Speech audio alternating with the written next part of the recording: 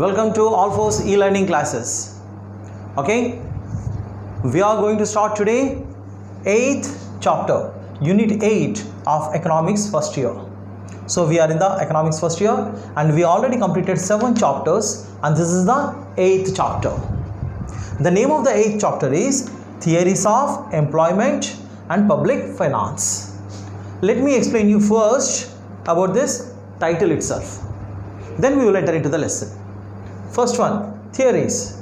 The different theories of different economists about employment and public finance. Employment. This we will see in detail. That is having something to do to earn a minimum wage can be called as employment. Okay, this employment does not mean only to the labor. Employment belongs to all 4 factors of production. If all 4 factors of production are employed, then only it is possible to produce the commodities. So employment means appointing the 4 factors for the utilization of or to the purpose of manufacturing commodities. Every factor will be employed and they will be given something in return. What are those returns? You know, land gets rent, labor gets wage, capital gets its interest, and organizer gets its profits. So that is about employment. And public finance. Here the finance or money management is done in 2 levels. One is private, another is public. Every transaction which belongs to or which will be done by the government for the purpose of development of any country, that can become calculated under public finance. Public finance includes everything whichever have been spent by the governments. For example, on defense, union budget, state budget, RTC, railways, everything. All those expenditure which is done by state government and central government, the both will be calculated under public finance. Now we will see first what we are going to learn in this particular 8th chapter. This is included with plenty of topics. It takes us back to Adam Smith, to neoclassical economist J.M. Keynes, John Maynard Keynes. When you go back to Adam Smith, that is in 1700s, when he wrote his Wealth of Nations, and he got 2 followers, J.B. Say, J.S. Mill, and we are going to discuss about J.B. Say. J.B. Say belongs to the times of 1767 to 1832. In 1790, Adam Smith expired.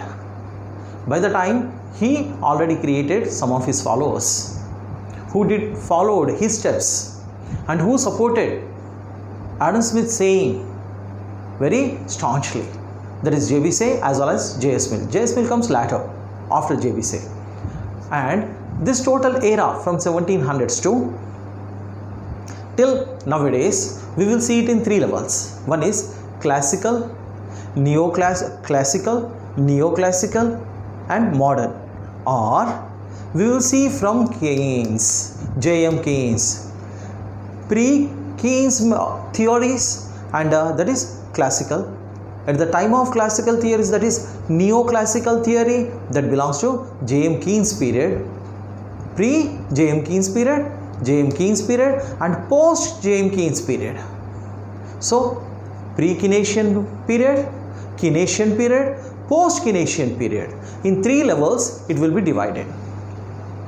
First we will start with classical economics, that is pre-Keynesian period. By the time J.M. Keynes started in 1930s, particularly in 1936. Okay, we will have a discussion about that part in the next classes. In this class we will particularly focus on classical theory, what their point of views and how they explained economics in their point of view. Today I want to explain you 2 topics. First one is supply creates its own demand, that is goods market equilibrium. The first topic I am going to explain you is goods market equilibrium, which is being proposed by JBC. Okay, and next one I am going to explain is money market equilibrium. Before I start this goods market equilibrium, money market equilibrium, I want to talk about certain things which support these two theories. Actually there are three. Third one is wage cut policy. Okay, that is labor market equilibrium. But today we most probably could cover only two topics, goods market equilibrium and money market equilibrium. So as it is, you have seen from second chapter onwards, each law whichever has been proposed by the economists, they are supported by some assumptions. Without the foundation of those assumptions, you cannot make the laws stand strong. To understand them, we need to have a little bit of foundation. So here we will see the foundation. The first thing with laissez-faire system. It's a French word, laissez-faire. Laissez-faire means let the affairs take its own course, or let you do. The right word to word meaning is let you do. Let it give you a chance to do what you wish. Let you do. Or laissez-faire. In a detailed meaning, whatever the market wishes, it could be given a chance to do as it wishes. Laissez-faire means let the affairs take its own course. Now we will see this laissez-faire theory, which is being supported by classical economists. Okay, according to these classical economists, there is no unemployment. In long run, there is always full employment. In a short period, even if unemployment occurs, it will be corrected by market forces. What are the market forces? Demand and supply. And they believed government should not interfere into the issues of market. Market will be balanced with market forces, demand and supply. It almost happens automatically. That is the belief of whom? Classical economists. So full employment, when it is going to happen, full employment, then there is an absence of unemployment. Even in case for certain period unemployment even comes out, immediately through the automatic adjustment, what it is? Automatic adjustment of market forces, unemployment will disappear and full employment will again appear. For that, they proposed three methods. One is goods market equilibrium. With this equilibrium, again full employment happens. Money market equilibrium. With this equilibrium, again full employment happens. And wage market equilibrium or labor market equilibrium or wage cut policy, through that again the equilibrium happens and market will balance itself. This is the beliefs of whom? Classical economists. It is pre-Keynesian period. So we will see all these in detail. Before, just now I told you that all these laws whichever have been proposed by the economists, they stand on the assumptions, foundation of assumptions. First let us see the assumptions. Okay, actually due to the Great Depression, all the classical economics theories have been proved as failure. Great Depression started in 1929 and continued up to 1934-35, to be exact 1939. Actually the beginning started 1927, it was started brewing. By 29, it was a worst condition and it continued up to 32-33, and later it took 1 or 2 years to recapture itself or recorrect itself. And at that time in 1932-33, Leonard Robbins given his definition of scarcity. That's why so many economists criticized Leonard Robbins, saying that it is not only due to the scarcity, sometimes even if you have the resources, if they are not managed properly, it causes economic problems. According to Leonard Robbins, all economic problems are due to only one thing, that is scarcity. But later, plenty of economists criticized him. It is not only due to scarcity, it is also due to sometimes mismanagement. That is being proved in the Great Depression time. The Dust Bowl of Pennsylvania, that shows you exactly what happened in those days. If you are really interested, get into the books. They will give you a lot of in-depth knowledge about of Great Depression, because all these assumptions have been proved as a big failure in this period. So that's why all assumptions generally will be criticized. Now let us first see the assumptions, because you need to remember these assumptions are made not 100 years back or 150 years back. It is around 200 years back. Okay, let us see those assumptions. Free market. Market should take its own decisions. The consumer is the sovereign power. That sovereign power will take the decisions what to purchase, what not to purchase. According to his vision, well, the producers are going to manufacture the commodities, increasing the supply or decreasing the supply. That happens according to the wish and whim of consumer. That is free market. Okay, next, perfect competition. All commodities are homogeneous. There are plenty of sellers, plenty of buyers. You have already seen these characteristics of perfect competition. Still, let me remind you. So, no one consumer, no one seller is going to make any difference in the market.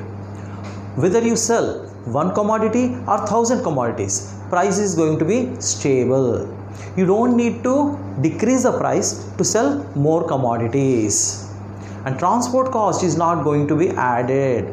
These are all the characteristics of perfect competition. So we assume there is a perfect competition.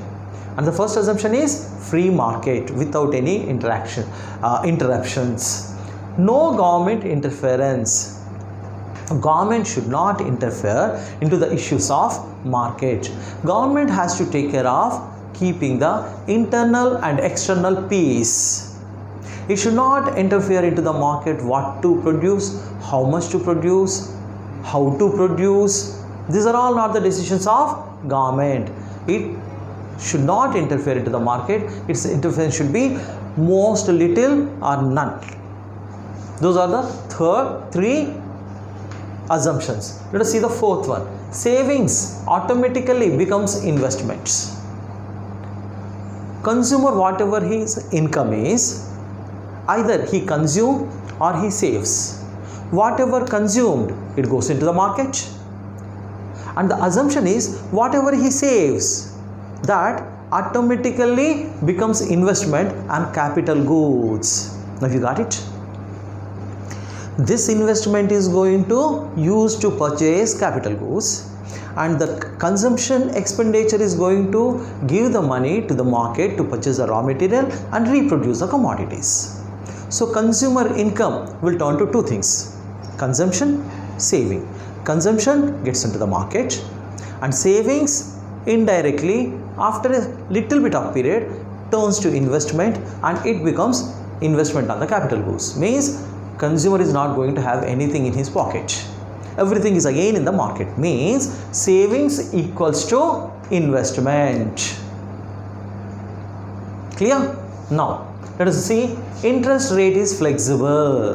They believe that interest rate is not constant. It will change according to the situations of savings and investment. Interest rate will be moving up and down. Even if it changes, interest rate changes due to the forces of savings and investments, automatically the interest rate will come back to equilibrium. That is here goods market equilibrium going to explain you. Later that interest rate is flexible. Here you can see money market equilibrium is going to standing on this interest rate flexibility. Next, sixth one, wage rate flexibility. Yeah, again this is the third one I told you. Wage rate flexibility or labor market equilibrium. There we will see the third point. Okay, now the first one, goods market equilibrium stands on non-governmental interference, free market, perfect competition, savings turning into investments, income turning into consumption, saving turning into investment. This first law depends on them. And the second law, this is money market equilibrium, stands on interest rate flexibility. Third one stands on wage rate flexibility. Next, the belief is full expansion of market is possible. Market will go on expanding. Again, this is going to support goods market equilibrium. Market have full choice of expanding till last resource, last factor of production is employed. So there will not be any unemployment. If every factor is going to be employed till the market is going to expand, the production will go on increasing till 4 factors are fully employed. Means there is no unemployment. That is here we will see there is no unemployment. Last we will see laissez-faire. Again, at the beginning itself I explained you what is meant by laissez-faire. Let the affairs take care by the market itself. Now we are going to talk about goods market equilibrium by Jean-Baptiste Say, who is born in 1767 and expired in 1832. Means in 1790s Adam Smith expired. By the time he is only, we can say 13 years of age. But he is a great follower of Adam Smith, the father of economics. Now, here we will see goods market equilibrium supports supply creates its own demand. Supply creates its own demand. Means what? In general, there is no overproduction. See, here we have seen full expansion of market. Means till the 4 factors are employed, production goes on increasing. We may get the doubt, if production goes on increasing, somewhere supply is too much, gluten, overproduction. But according to JB Say, he says supply creates its own demand. That is the way how goods market equilibrium happens. How many of our goods you produce? Production means supply. How many of our goods you produce? That supply is going to make an equilibrium, means create its own demand. How it happens? Let us see in the point of view of JB Say. Means what? If all the factors of production are appointed or employed, then there is no unemployment. Till all the factors of production are not employed, production goes on expanding, production goes on increasing.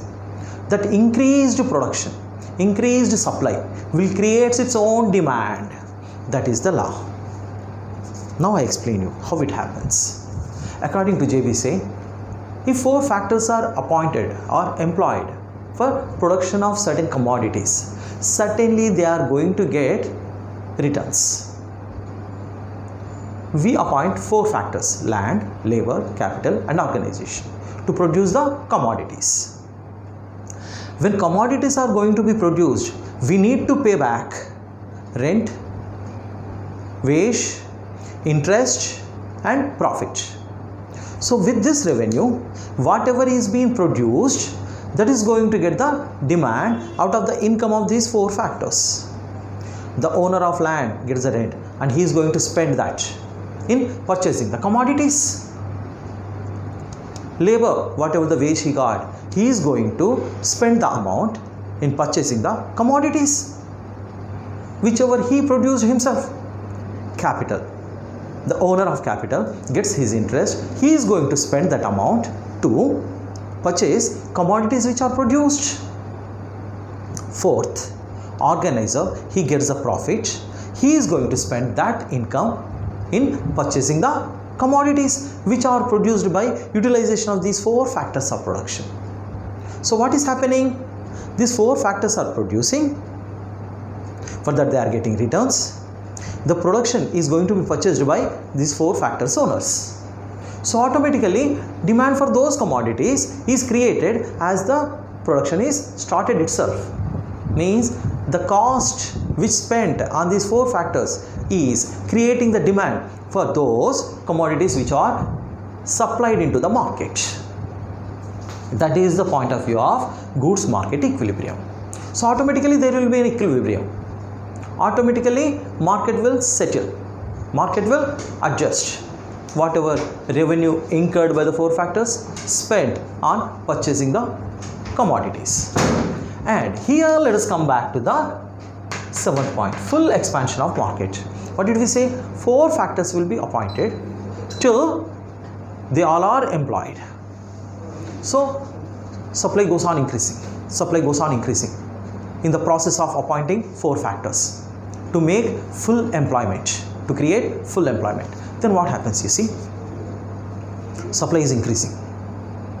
What happens if supply increases? In general, in the market, oversupply, gluten may happen. But according to JBC, there is no gluten. There is no overproduction. Generally, there is no overproduction at all, because as the production increased, see here, as the production increased, more labor is appointed, more land is appointed, means more factors are getting employment, more capital is invested, more organisms are coming into the market to produce more commodities, means more of four factors are employed. These additional factors which are earning additional income, so cost also increases. As the production increases, we appoint more of four factors. These more four factors earn more additional amount, so additional cost also increases. That additional cost going to give the owners of these four factors additional purchasing capacity. Previously, if I am producing 10 commodities, what I am spending? The cost of 10 commodities. Now I am producing 20 commodities. How much I am spending? Cost of 20 commodities. So 100% more means my production increased by 100%. So 100% more factors of production is being appointed. Those additional factors of production going to get additional revenue, additional income, because my cost also becomes additional. That additional cost gives those additional factors to purchase this additional production which is entering into the market. So whatever the market position, how much ever additionally produced, go on expanding the market. Let every factor of production appointed, employed, and that additional production goes on entering into the market will not be called undemanded product. It is going to have its own demand, because already as a producer I am paying to those four factors of production. Those additional income which is earned by additional factors of production is giving them the capacity to purchase additional output. That additional output is going to have exact demand what this additional factors of production got marginal income. So according to JBC, there is no overproduction. Whenever supply increases due to the expansion of market, that going to create its own demand. That is the point of view of whom? John Baptiste say. Okay, so today I thought we can complete two topics, goods market equilibrium and money market equilibrium. But it seems I am unable to complete that second part, but first part we completed. Tomorrow we will see goods market equilibrium and labor market equilibrium, that also called as wage cut policy. Okay, so with this today's lesson is completed. Tomorrow we will discuss same classical economics point of view, that is pre-Keynesian period tomorrow. Okay, good day students.